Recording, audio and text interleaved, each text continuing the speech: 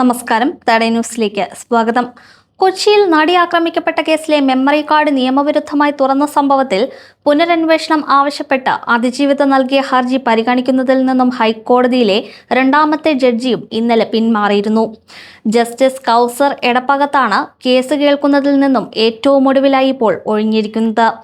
Case പരിഗണനയ്ക്കെടുത്തയുടൻ താൻ ഇതിൽ നിന്നും പിന്മാറുകയാണെന്ന് അദ്ദേഹം കോടതിയെ നേരിൽ അറിയിക്കുകയായിരുന്നു.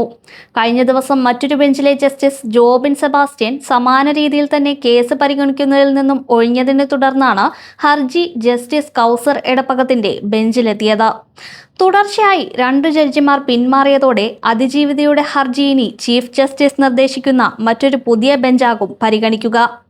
മെമ്മറി കാർഡ് വിവാദം ഉണ്ടായ കാലയളവിൽ എറണാകുളം ജില്ലാ പ്രിൻസിപ്പൽ സെഷൻസ് കോടതിയിൽ ജഡ്ജിയായിരുന്നു എന്ന കാരണത്താലാണ് ജസ്റ്റിസ് കൗസർ എടപ്പകത്ത് കേസിൽ നിന്നും പിന്മാറിയതെന്നാണ് സൂചന.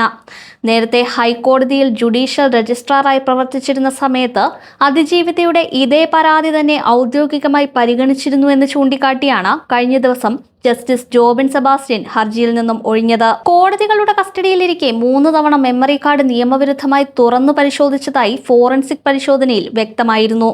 അങ്കമാലി മജിസ്ട്രേറ്റ് ആയിരുന്ന ലീന റഷീദ്, ജില്ലാ കോടതിയിലെ ബെഞ്ച് ക്ലർക്കായ മഹേഷ് മോഹൻ, വിചാരണ കോടതി ശിരസ്തദാർ താജുദ്ദീൻ എന്നിവർ മെമ്മറി കാർഡ് തുറന്നു പരിശോധിച്ചെന്നായിരുന്നു എറണാകുളം ജില്ലാ സെഷൻസ് ജഡ്ജി ഹൈക്കോടതിയിൽ സമർപ്പിച്ച മുൻ അന്വേഷണ റിപ്പോർട്ടിൽ ഉണ്ടായിരുന്നത്. എന്നാൽ ഈ റിപ്പോർട്ട് പൂർണ്ണമായും വസ്തുതാവിരുദ്ധവും നിയമപരമായി നിലനിൽക്കാത്തതുമാണെന്ന് അതിജീവിത ആരോപിക്കുന്നുണ്ട്.